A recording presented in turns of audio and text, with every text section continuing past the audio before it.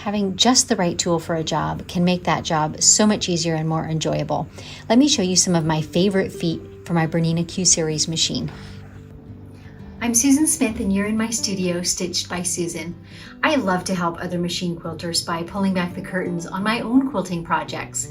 Some of the challenges I face, the joys, and even the frustrations, and just letting you in on some of my favorite tips, and in today's case, some of the tools that I love to work with every day at my quilting machine. This foot, the number 9 darning foot, comes standard on every BERNINA Q-Series machine. It is a great all-purpose foot. It's got the little round hopper. It's very slim profile, you can see that, so there's great visibility with it.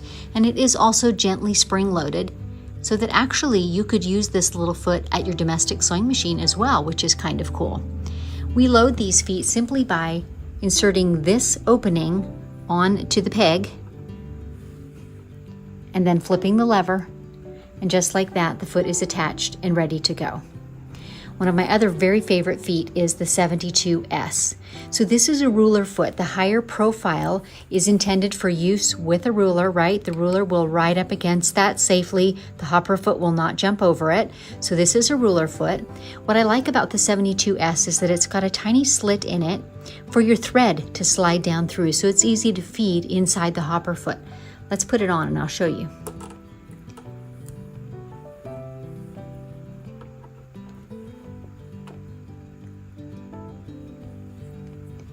Here's my little thread tail, and I can simply feed it right through that slot, and it's now loaded inside of my hopper foot. So easy, so simple.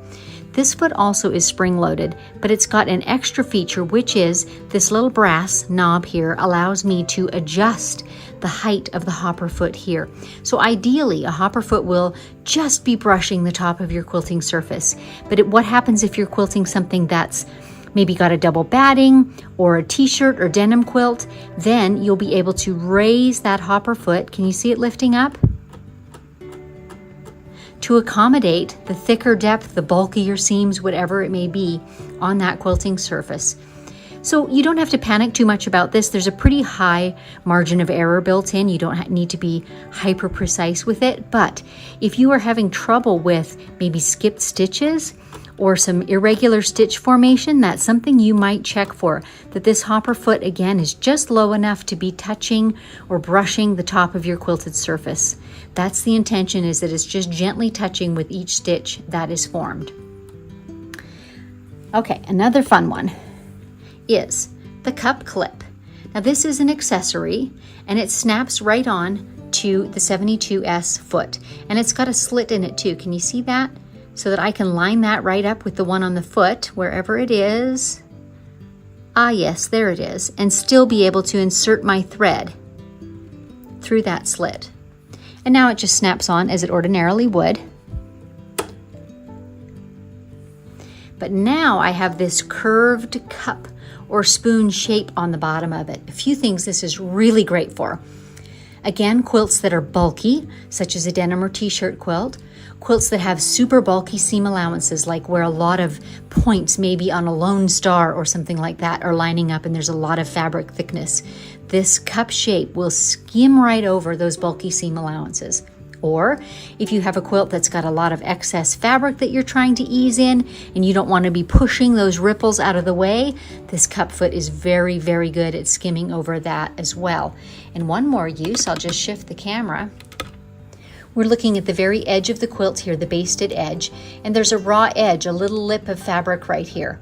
If I were to be quilting a digital design all over this quilt top and it's just running without me controlling it, sometimes a regular foot can catch that little lip of thread and stitch it back over itself. That's never a good look.